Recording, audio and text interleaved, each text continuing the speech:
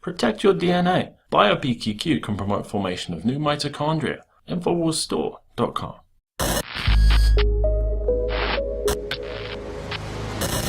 Something wicked this way comes. The elites have been backed into a corner by the Brexit and the potential downfall of the EU. Populism is sweeping the globe, while a still unseen event between the globalists' arrogant and criminal one-sided policies against the law-abiding freedom of the average American is reaching a breaking point. In an opinion piece posted today on the Wall Street Journal, former Secretary of State, war criminal, and New World Order cheerleader Henry Kissinger put it bluntly to any of the elites listening. Kissinger wrote, "The multilateral approach based on open borders for trade and the movement of peoples is increasingly being challenged. And now an act of direct democracy intended to reaffirm the status quo has rendered a damning verdict. However, challenging this expression of popular sentiment, ignoring the concerns it manifests, is a path to greater disillusionment. The Brexit vote has unleashed the anxieties of two continents and of all those who rely upon the stability that their union of purpose provides. To inspire the confidence of the world, Europe and America must demonstrate confidence in themselves. As far as confidence in Congress and the executive branch goes, the average American has been fed up for years,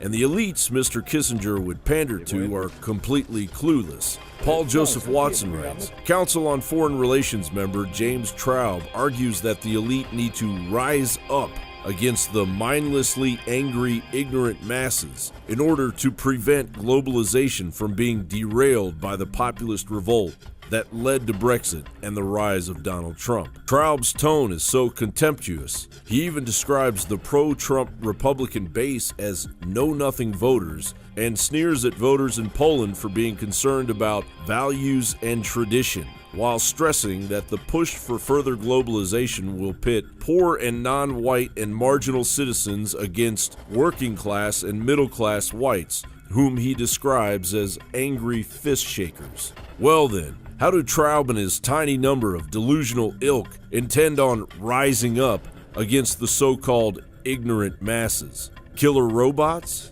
The UK's Sun newspaper claims terrorists are actively seeking to build a deadly army of intelligent killer robots. Yeah, right. Terrorists building the Terminator.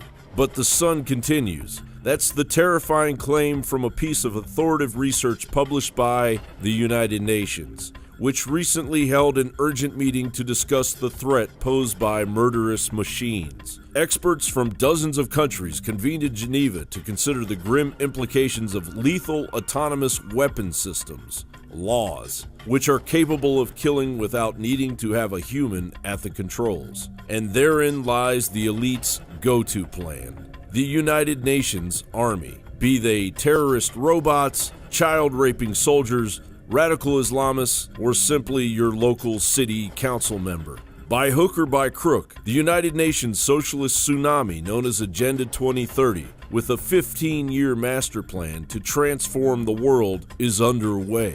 U.S. Attorney General Loretta Lynch announced the Strong Cities Network at the UN in New York in September of 2015. Basically, a cancerous globalization of your neighborhood police force with its sights set on violent extremists, i.e. constitutionalists, aka Americans. A handful of cities have begun the transformation, as Alex Newman of the New American writes, wherein control of local law enforcement is handed over to a London-based think tank called the Institute for Strategic Dialogue. It's not just any old alliance that is behind the ISD. A quick search of the group's website reveals the identity of its board of trustees, a cadre of internationalists that is second to none. Among the 14 board members is found Charles Guthrie, Baron Guthrie of Craigiebank, a member of the House of Lords, who currently acts as a non-executive director of global financier N.M. Rothschild & Sons, and represents the firm's interest on the Trilateral Commission. Guthrie also spoke at the 2011 meeting of the Bilderberg Group. Meanwhile, the UN is stockpiling billions of dollars worth of food and vaccines in the United States for what exactly? Michael Snyder of the Economic Collapse blog writes, an NPR report indicates that most of the supplies are medical in nature, and this includes millions of doses of vaccines. Could it be possible that the government is anticipating a major pandemic in our near future? And according to Reuters, global demand for food has already been surging. And one new report indicates that it won't be too long before we could see a doubling of food prices. And with all of this comes a recent posting of UN vehicles being transported through Virginia. Yes, debunking troll, we are all aware that the 16,600-pound vehicles designed to withstand gas attacks and small arms fire are manufactured in the United States. And this could possibly be much ado about nothing. But sightings of the transportation of UN vehicles all across the United States have been an ongoing occurrence. With the expanding erosion of the Bill of Rights, independence from tyranny is reaching pre-American Revolution levels. The globalists, a self-serving handful of sociopathic billionaires that have long since taken possession of the neural centers of the globe's economic brain, i.e. the central banks, will stop at nothing to dominate the mechanisms they have put into place to ensure that the masses are enslaved. And what about those angry, fist-shaking masses? Undoubtedly, this forthcoming July 4th celebration will ring true with an ominous tone within the hearts and minds of the descendants of the founders that warned us this day was coming. John Bound for Infowars.com.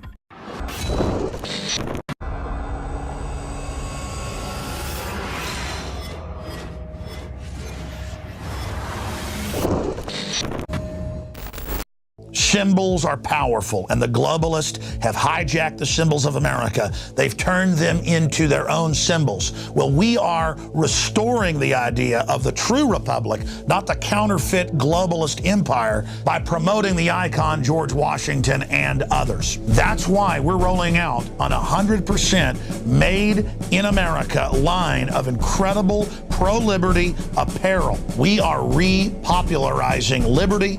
We are helping fellow Americans rediscover what made this country great. We are the spirit of 1776. We are 1776 worldwide. We are all brothers and sisters in arms in the animating contest of liberty in the long march towards humanity's ultimate destiny of freedom. Visit madein1776.com today and vote with your dollars to promote truly made in America, high quality products, and promote the ideals of liberty.